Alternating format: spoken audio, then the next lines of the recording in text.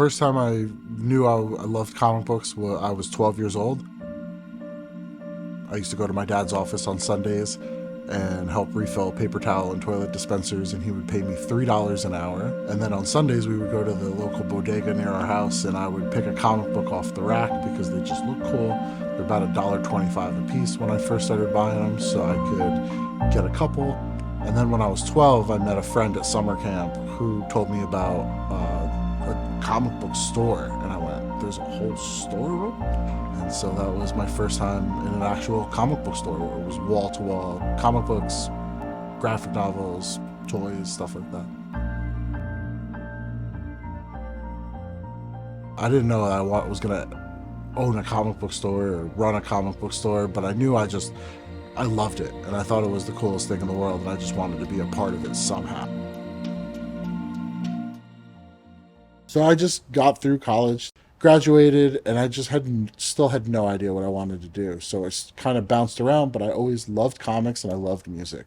I worked at the Millennium Broadway Hotel, and my boss there, his name was Nicholas Cox, and he taught me unknowingly how to run a business. I just found myself asking questions. How does this work? How does that work? What do you do in this situation? And lo and behold, it gave me the confidence I needed to open my own business. I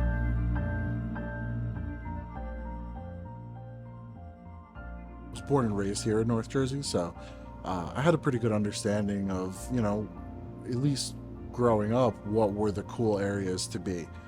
Montclair always had a really good art scene and a really good music scene, so that was automatically on my list.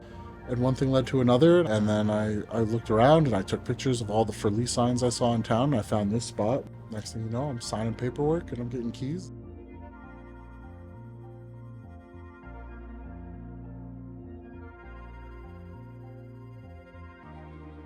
The function of a comic book store in any community is entertainment. It's also a place for people to gather. It's a place for folks who may feel like they're on the cusp of society, or they don't exactly fit in. It's a place where everybody fits in because there's so many colorful characters and there's so much going on and there's so many different perspectives and points of view that they all just finally intersect into one space, which is the comic book store.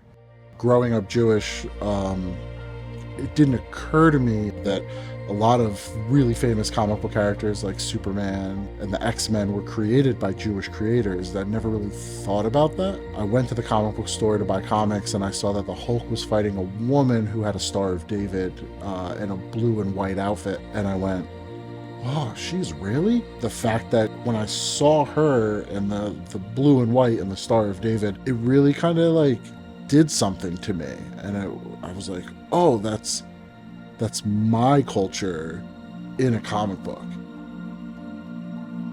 Really sank in with me, which reverberates now throughout the shop, is the idea of representation, and it's important for everybody to feel what I felt back in '93.